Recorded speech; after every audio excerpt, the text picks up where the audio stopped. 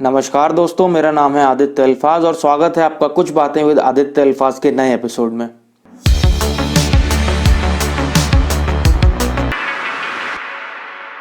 तो आज के टॉपिक पे हम बात करने वाले हैं कि ये मैट्रिक्स है क्या। आजकल बहुत आप सुनते आ रहे होंगे कि मैट्रिक्स वर्ड एक्चुअली में मैट्रिक्स है क्या। क्या मैट्रिक्स सच में इल्यूमिनाटी है या मैट्रिक्स एक ऐसे एलिट्स का ग्रुप है जहाँ पे वो लोग एक आपस में बातचीत करके ये तय करते हैं कि किस आदमी या किस अरबपति के साथ क्या होने वाला है। अगर आपने मैट्रिक्स मूवी देखी हो तो उसमें मॉर्फियस भी नियो को यही समझाता है कि that you are a slave, Neo. Like everyone else, you were born into bondage, born into a prison that you cannot smell or taste or touch.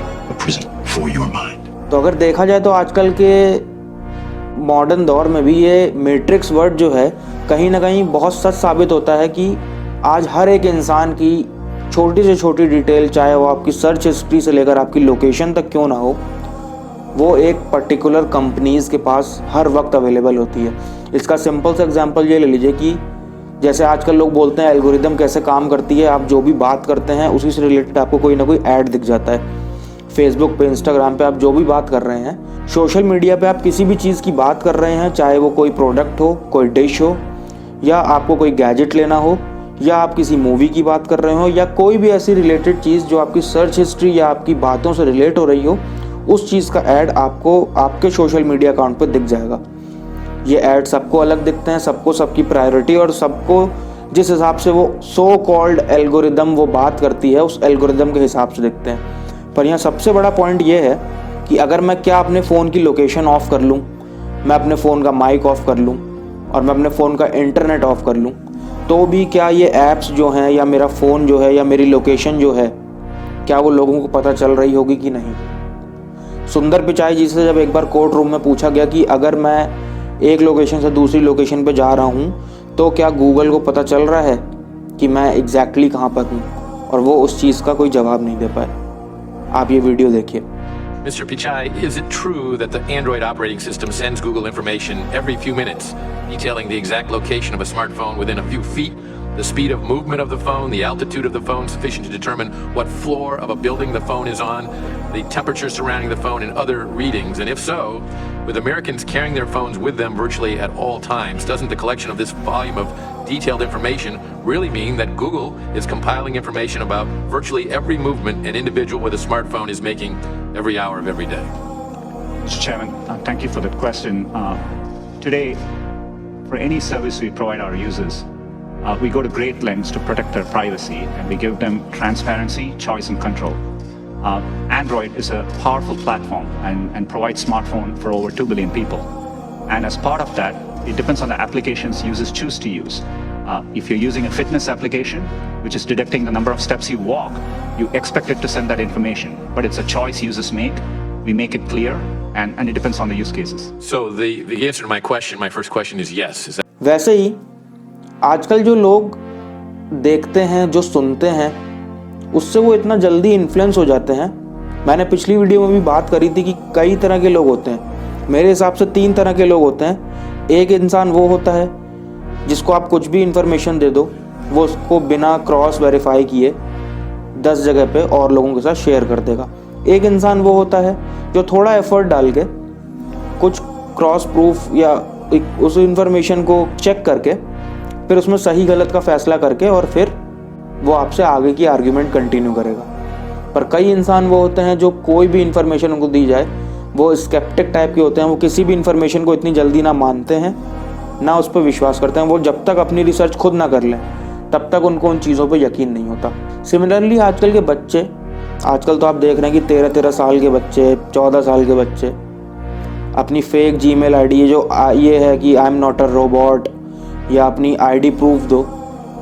Gmail account बनाने में कौन सा आईडी प्रूफ लग रहा है मेरे को, आप ये बताइए। छोटे से छोटा बच्चा अपनी जीमेल बना के इंस्टा चला रहा है, चाहे वो घर से छुप के चला रहा हो। छोटे से छोटा बच्चा जो चाहे वो देख रहा है। कोई भी बच्चा हो वो जो मर्जी के गाने सुन सकता है, जिस तरह की चाहे उस तरह की पिक्चर्स देख सकता है। इस पर कोई किसी का कंट्रोल नहीं है। और जो वो देखता है, जो भी वो कंज्यूम करता है, वही उसकी पर्सनैलिटी में, वही उसकी थिंकिंग में शामिल हो जाता है। ये जितने भी न्यूज़ चैनल्स हैं जो फ्री आपको दिखाए जाते हैं, कोई भी ऐसा न्यूज़ चैनल नहीं है जो पेड हो। आपको बस अपने टीवी कनेक्शन का पेमेंट करना होता है, ना कि स्पेशली किसी न्यूज़ चैनल के लिए अलग से पेमेंट करनी पड़ती है।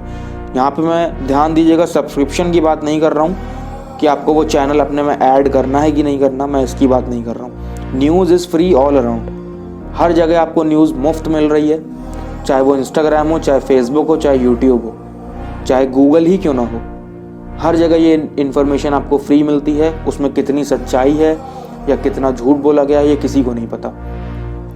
जो लोग सच को उठाने की कोशिश करते हैं, जो सच लोगों को बताने की कोशिश करते हैं, वो हमेशा या तो गायब हो जाते हैं या गायब कर दिए जाते हैं या किसी न किसी रहस्यमय तरीके से वो मर जाते हैं। तो अब सवाल ये उठता है कि अगर मैट्रिक्स है तो उसका मकसद क्या है। दूसरा सवाल ये उठता है कि अगर मैट्रिक्स का मकसद अच्छा है तो वो सबके सामने आके क्यों नहीं करती है ये सब काम। और तीसरा कि क्या मैट्रिक्स सच में एग्जिस्ट भी करती है या सिर्फ ये लोगों के दिमाग का फितूर है। मेरा मानना यह है कि अगर मैट्रिक्स एग्जिस्ट करती है तो कहीं ना कहीं वो इस लेवल पे एग्जिस्ट करती है कि जहाँ पे आप और मैं शायद सोच भी नहीं सकते। जैसे मैंने अभी पहले एग्जांपल दिया, आपकी सोशल मीडिया का ही आप एग्जांपल ले लीजिए। आपने देखा होगा आजकल अमेरिका में कई अलग अलग तरीके के जेंडर्स को लेके, जेंडर इक्वालिटी को लेके, मैस्कुलिनिटी को लेके, पैट्रियार्की, इन सब वर्ड्स को लेके बहुत से दंगे चल रहे हैं आजकल। ये दंगे हर जगह चल रहे हैं, कुछ ना कुछ बात हो रही है। एक बहुत फेमस नाम एंड्रू टेट चल रहा है। एंड्रू टेट हमेशा यही कहना चाहता है कि वो मैट्रिक्स को एस्केप करेगा। उसने लोगों में मैस्कुलिनिटी को प्रमोट किया। उसने लोगों से ये कहा कि आप जिम जाओ, पैसे कमाओ, किसी भी तरह की लड़कियों के पीछे भागने की ज़रूरत नहीं है, सिर्फ पैसे कमाओ, अपने एंसेस्टर्स को प्राउड फील कराओ। अगर आपके पेरेंट्स हैं तो आप उनके लिए कुछ करो ताकि उनको जॉब ना करनी पड़े और आप अच्छे से काम करो। तो रिसेंटली अब आपने देखा होगा, जो भी एंड्रू टेट को फॉलो कर रहा है उसको रोमानिया में अरेस्ट कर लिया गया, एक फेक एलिगेशन लगा कर कि वो सेक्स ट्रैफिकिंग कर रहा है, ह्यूमन ट्रैफिकिंग कर रहा है। और इस चीज़ को लेके कि उसने लड़कियों का रेप किया, ह्यूमन ट्रैफिकिंग करी, जिसका कोई प्रूफ नहीं है। कई लोग खुल के सामने आए, कई लड़कियां जो एंड्रू टेट को जानती थी उन्होंने खुल के बोला कि हमें तो कई लोग आए थे जो $50,000 हमें ऑफ़र कर रहे थे और ये कह रहे थे कि एंड्रू टेट के खिलाफ गवाही दे दो। पर जब ये चीज़ें एक्सपोज होती गई, अमेरिका का सबसे बड़ा media house, vice media house जो है, वो भी जो दिखाना चाहता है, हम न्यूज़ पे वही देखते हैं, हम वही सुनते हैं जो हमें न्यूज़ दिखा रही है। उसमें कितना सच्चाई और कितना झूठ है ये किसी को नहीं पता। सबसे बड़ी बात, जैसे आपने देखा होगा कि आपने एक चीज़ ये नोटिस करी होगी, अच्छा चलिए एक छोटी सी बात है कि हमारे पेरेंट्स जो अब सोशल मीडिया पे आ गए हैं, किसी के पेरेंट्स अगर फेसबुक चला रहे हैं तो कभी आपने उनकी फेसबुक फीड देखी होगी तो उस पर मोस्टली आपको रिलीजन का लेके टॉपिक मिलेगा, एक पॉलिटिकल टॉपिक मिलेगा। कुछ नहीं होता वहाँ पे, पॉलिटिकल रेज फैलाई जाती है, रिलीजन को लेकर रेज फैलाई जाती है। और वो रेज ऐसी होती है कि हमारे पेरेंट्स बस दिन भर वही रिलीजन और सिर्फ पॉलिटिकल पार्टीज़ का ही जो प्रपंच चल रहा है उसको कंज्यूम करते हैं। जैसे चाइना में बताऊं, चाइना ने टिकटॉक बनाया।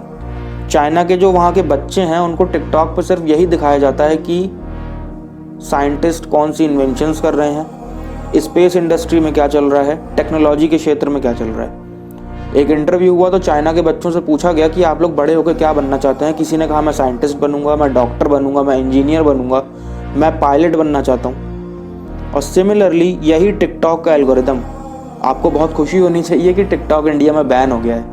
और सेम यही जो टिकटॉक का एल्गोरिदम अमेरिका में चल रहा है, वहाँ पे आपने भी देखा होगा कुछ अमेरिकन रील्स आजकल हमारे इंडिया में भी आ ही जाती हैं। तो खाना वेस्ट कर रहे हैं, किसी ना किसी को परेशान किया जा रहा है, या वहाँ पे सिर्फ यही सिखाया जा रहा है कि लॉयल्टी ऐसी कोई चीज़ नहीं होती, जब तक आप जिंदा हो आपको जो एंजॉय करना है वो करो, जिसके साथ घूमना है घूमो।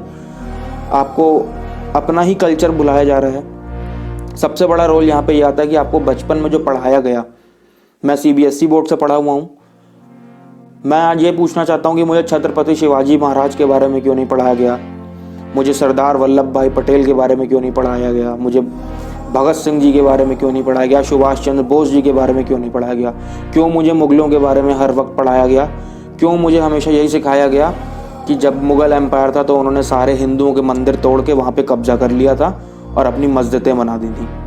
यहाँ मैं रिलीजन में नहीं जा रहा, बस मैं ये बताना चाहता हूँ कि कैसे आपके माइंड को ये समझाया जाता है कि हिंदू कल्चर के साथ क्या क्या बुरा हुआ। नालंदा यूनिवर्सिटी में जब आग लगाई गई तो 3 महीने जली, ये बताया जाता है। पर आपको अपने ही देश के फ्रीडम फाइटर्स के बारे में नहीं बताया जाता। क्यों नहीं बताया जाता?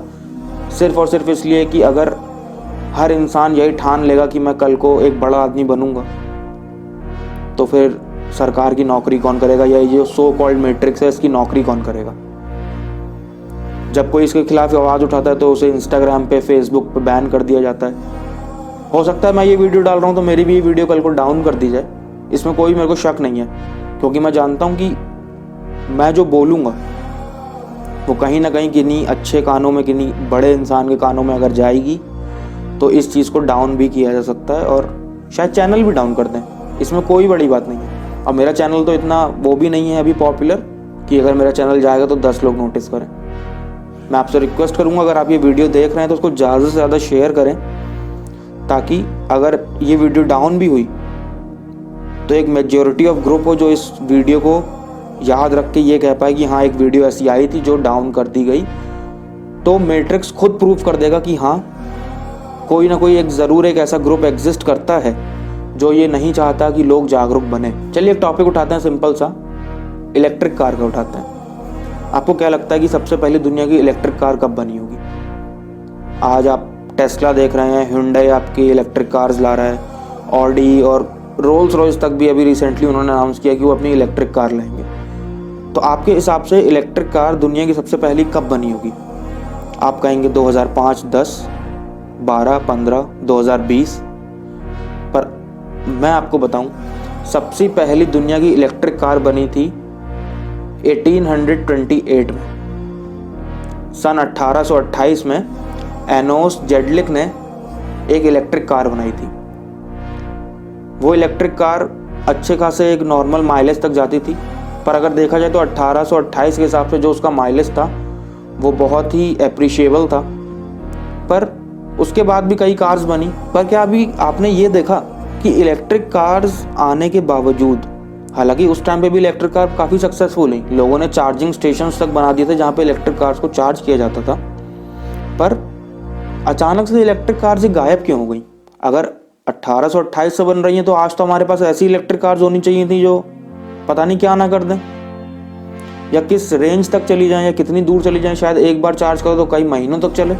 क्योंकि 1828 से तो आज तक तो लगभग 100 साल हो जाएंगे ना, और 100 साल हो जाएंगे तो फिर क्यों ऐसी दिक्कत हो रही है कि अभी तक हम इलेक्ट्रिक कार्स नहीं बना पाए? सिर्फ यहाँ पे एक सिंपल सा आइडिया लगता है कि अगर उस टाइम इलेक्ट्रिक कार्स चला दी जाती तो आज जो ऑयल कंपनीज हैं बड़ी बड़ी, जो बड़े बड़े ऑयल वेल्स को होल्ड करती हैं, चाहे आपकी सऊदी हो गई, रशिया हो गई, अमेरिका हो गई, और इंडिया में भी कई जगहों पे ऑयल प्रोड्यूस होता है, तो बड़े बड़े एलिट्स जो उस जगह को होल्ड करते हैं, जो तेल बेचते हैं, जो रिफाइन होके फिर हमारी गाड़ियों में आता है पेट्रोल डीजल, उन कंपनियों का बिजनेस पूरा ठप हो जाता। क्या तब क्लाइमेट चेंज की कोई सोचता नहीं था? या तब कोई कार्बन एमिशन जानता नहीं था? सब जानते थे। मान सकता हूँ कि तब क्लाइमेट चेंज इतना नहीं हुआ था।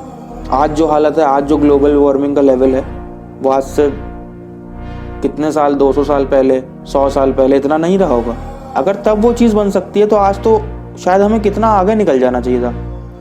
जब पहला कंप्यूटर बना था तो सबने बचपन में देखा है कि चार्ल्स बेबेज ने पहला कंप्यूटर बनाया, और वो एक कमरे के साइज का कंप्यूटर है। और फिर उस दिन से लेकर आज तक जितने साल हुए, आज एक छोटा सा लैपटॉप मेरे सामने रखा हुआ है, देखिए। तो ये इम्प्रूवमेंट है, बहुत अच्छी बात है। पर इलेक्ट्रिक कार्स भी अगर उस टाइम पे बन सकती थी तो आज ऐसा क्या हो गया? दूसरी सबसे बड़ी चीज़ मैं आपको बताऊं, कैसे आपको मैनिपुलेट किया जाता है। आपको सिर्फ वही दिखाया जाता है जिससे आप अपना काम छोड़ के, कंफर्ट जोन छोड़ के, आपका दिमाग आराम चाहेगा। हमारा ह्यूमन ब्रेन हमेशा सर्वाइवल के लिए बना हुआ है। हमारा ब्रेन सर्वाइवल इंस्टिंक्ट्स को अच्छे से समझता है। हमारा ब्रेन ये चाहता है कि हम कंफर्ट जोन को ना छोड़ें, अपने कंफर्ट जोन में रहें। इसका सिंपल सा एग्जांपल है, अपने हाथ को ऐसे करिए। अगर आप लेफ्टी हैं तो आपके लेफ्ट हैंड की इंडेक्स फिंगर राइट हैंड की इंडेक्स फिंगर के ऊपर आएगी। अगर आप राइट हैंड यूज़ करते हैं, राइट हैंडेड हैं, तो आपके राइट हैंड की इंडेक्स फिंगर लेफ्ट हैंड के इंडेक्स फिंगर के ऊपर आएगी। अगर आप राइट हैंडेड तो ठीक उसका अपोजिट करिए और वाइस वर्सा। आपको खुद आपके एक ब्रेन को डिस्कम्फर्ट महसूस होगा, ये आप ट्राई कर सकते हैं। ये एक जो छोटा सा डिस्कम्फर्ट है ना, यही एक डिस्कम्फर्ट है जो बड़ी बड़ी लाइफ की चीज़ों में हमें महसूस होता है पर हम उससे निकल नहीं पाते हैं। ये आपके सामने जो एक इनविजिबल वर्ल्ड है जहाँ पे आप बस दिन रात कंटेंट कंज्यूम कर रहे हैं, हम लोग फॉलोअर्स देख रहे हैं, पोस्ट देख रहे हैं, लाइक कर रहे हैं, रील्स देख रहे हैं, फोटोज़ देख रहे हैं, फोटोज़ पे क्या क्या नहीं देख रहे हैं आज। ये सब जो हम देख रहे हैं ये कहीं ना कहीं हमारे एक ब्रेन पे तो असर डाल रहा है। किसी को अचानक से जहर दे दिया जाएगा तो वो मर जाएगा, लेकिन अगर रोज़ उसको थोड़ा थोड़ा करके जहर देते रहोगे तो लॉन्ग टर्म में आगे जाके उसको कहीं ना कहीं ज़रूर दिक्कत देगा। कितने बड़े बड़े सेलिब्रिटीज़ हैं, कार्डी बी हो गई जैसे, वो प्रमोट करती है कि ड्रग्स करना चाहिए, पता नहीं क्या नहीं तो प्रमोट कर रही है, ड्रग्स को प्रमोट कर रही है, प्रोस्टिट्यूशन को प्रमोट कर रही है, पर वो ऐसे अकाउंट्स बैन नहीं होते। ऐसे अकाउंट इसलिए बैन नहीं होते क्योंकि कहीं ना कहीं यूथ को बर्बाद करने में इसका एक बहुत बड़ा वो है, बहुत बड़ा रोल है इसका। लेकिन कोई अगर सच बोलेगा, अगर वो ये बोलेगा कि हाँ ये सब छोड़ो, बॉडी बनाओ, जिम जाओ, थेरेपी की ज़रूरत नहीं होती, ट्रॉमास होते हैं सबकी लाइफ में होते हैं, लेकिन जब थेरेपी नाम की चीज़ नहीं होती थी तब भी लोगों के साथ हादसे होते थे।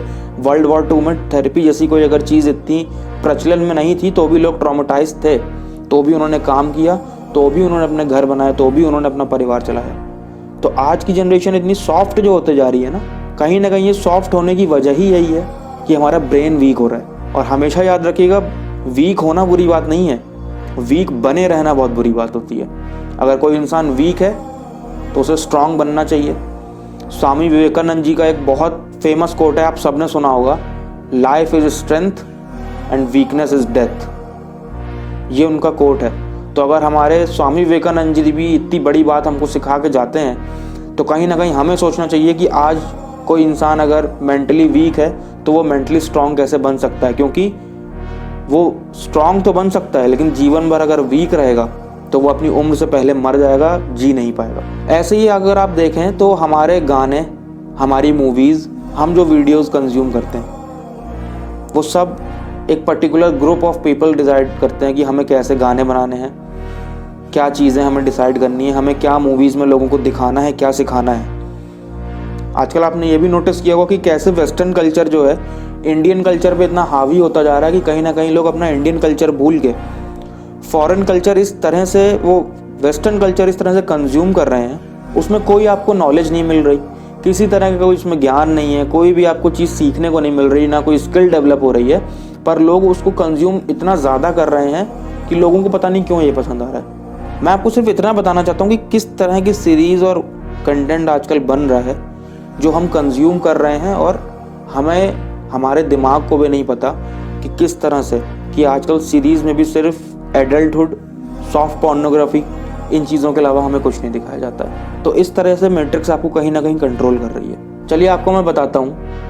अब अगर मैट्रिक्स में कुछ एलीट लोग हैं जो कहीं ना कहीं ये सब चीज़ें सोच के डिसाइड करते हैं कि किस इंसान को क्या दिखाना है, कैसे रखना है, उसके साथ भविष्य में क्या होगा।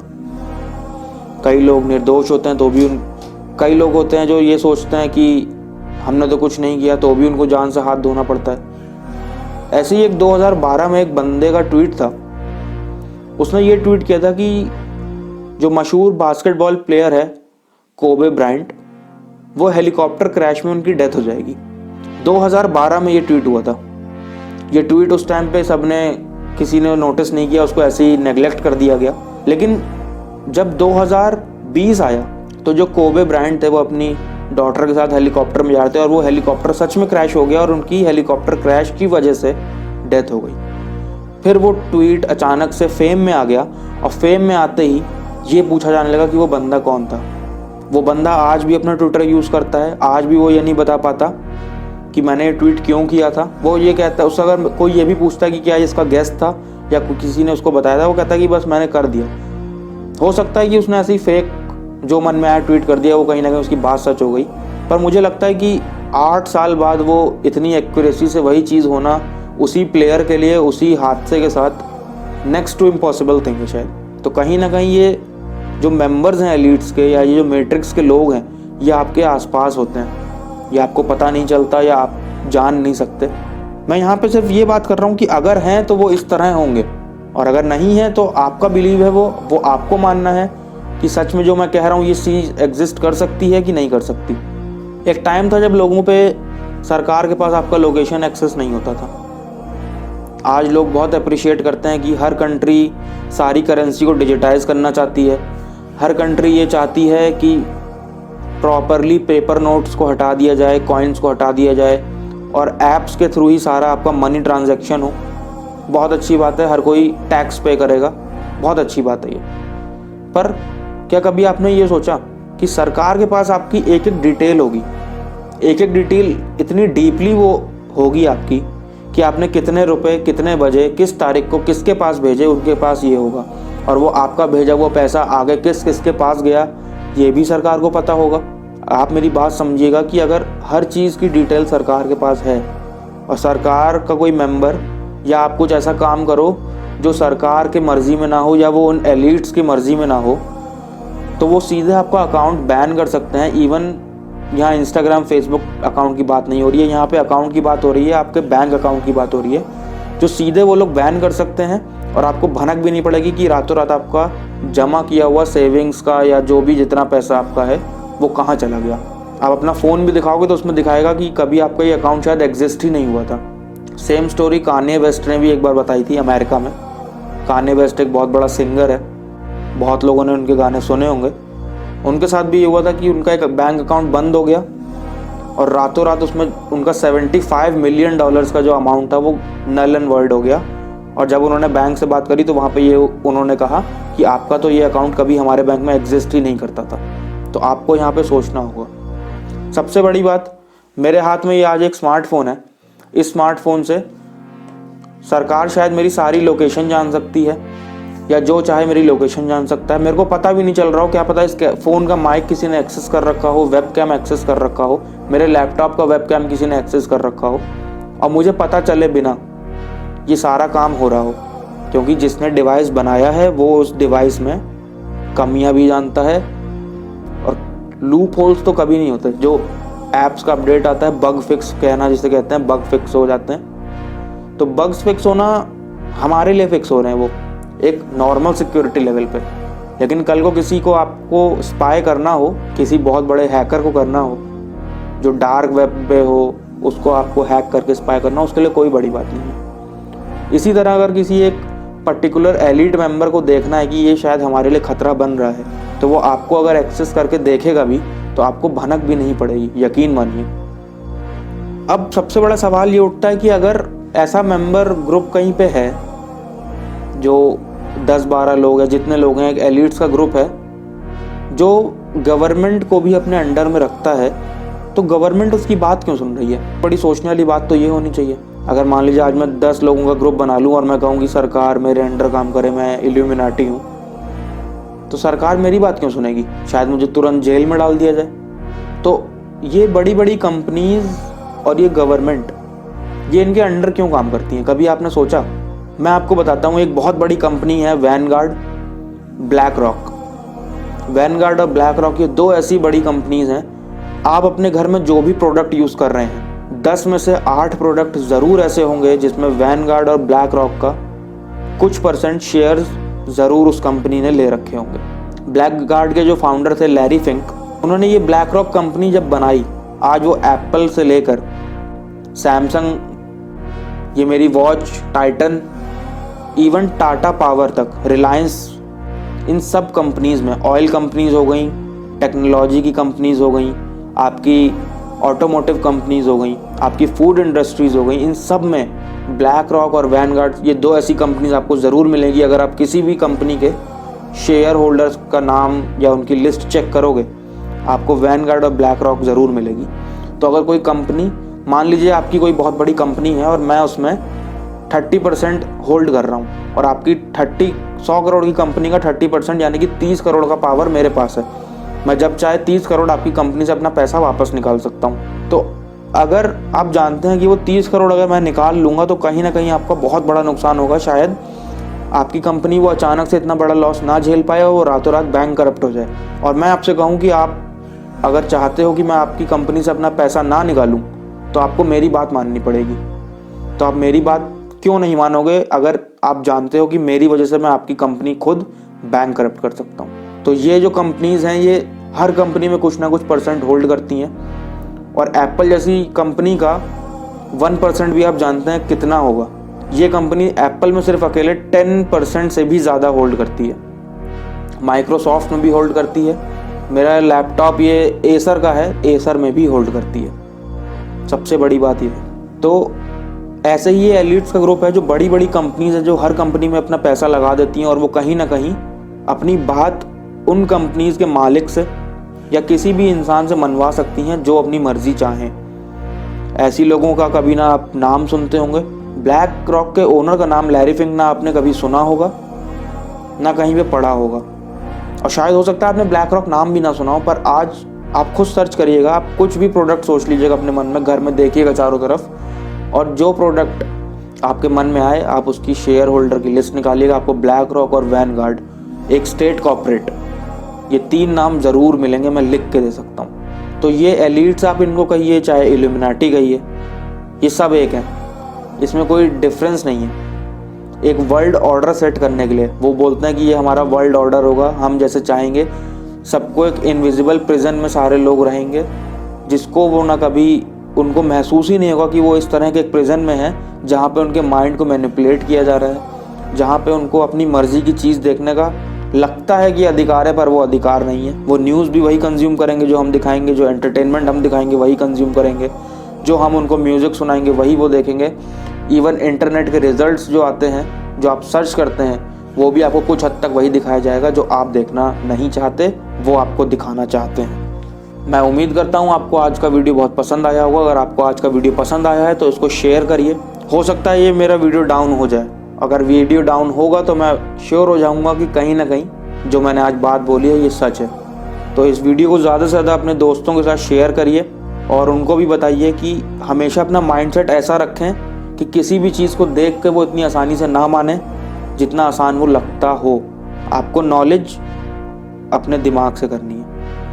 Recently even Elon Musk, SpaceX के जो ओनर हैं, जिनकी टेस्ला कंपनी है, एलन मस्क ने भी यही ट्वीट किया, जिसमें उन्होंने कहा कि अगर आपको मैट्रिक्स को एस्केप करना है तो आपने आज तक जो भी पढ़ा है वो आपको भूल कर अपने बिलीव सिस्टम पे एक ऐसा अपना बिलीव बनाना होगा, अपने सेल्फ एनालिसिस पे चलना शुरू करना होगा, अगर आप सच में मैट्रिक्स को एस्केप करना चाहते हो। उम्मीद करता हूँ आपको आज का वीडियो पसंद आया होगा। अगर पसंद आया है तो इसको अपने दोस्तों के साथ ज़्यादा से ज़्यादा शेयर करिए।